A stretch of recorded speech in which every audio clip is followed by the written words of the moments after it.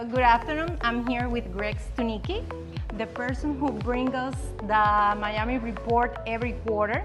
So Greg, on your experience after all these years bringing the Miami report, can you conclude on the special assessment for Miami, Broward, and Palm Beach counties? Conclude it this way. In January, this coming January, in the next 4 months, there's a new law that was passed by the state of Florida called these, and they impose milestone restrictions, target dates, and target objectives with condominium associations. Well, what does that mean? It means this: condominiums that are 30 years and older in the entire state of Florida in January have to hire structural engineers to examine all of the structural components of every condominium building. This is the first time this has ever been done in the state of Florida. A lot of buildings finish their 40-year recertification. What does that mean? A 40-year recertification means that the windows, the sliding glass doors, and the balconies have to be brought up to code. And usually you see these old buildings with like aluminum balconies and they become glass. They become really beautiful. Those are buildings that just finished their 40-year recertification. Oh, that's been going on for like 10 years here in South Florida. So we're used to that.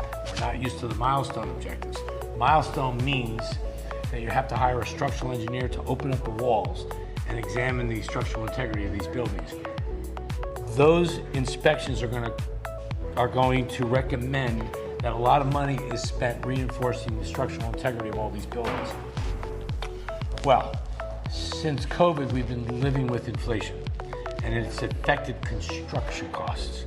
So when the structural engineer gives you a report and says this is what it's going to cost to fix the building, they're also going to tell you how much that's going to be, and it's going to be grounded in current costs that have been inflated because of everything that happened since 2020.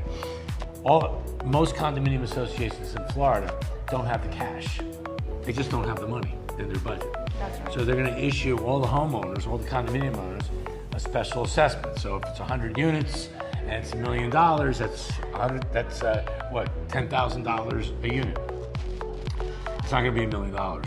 It's going to be much, much more.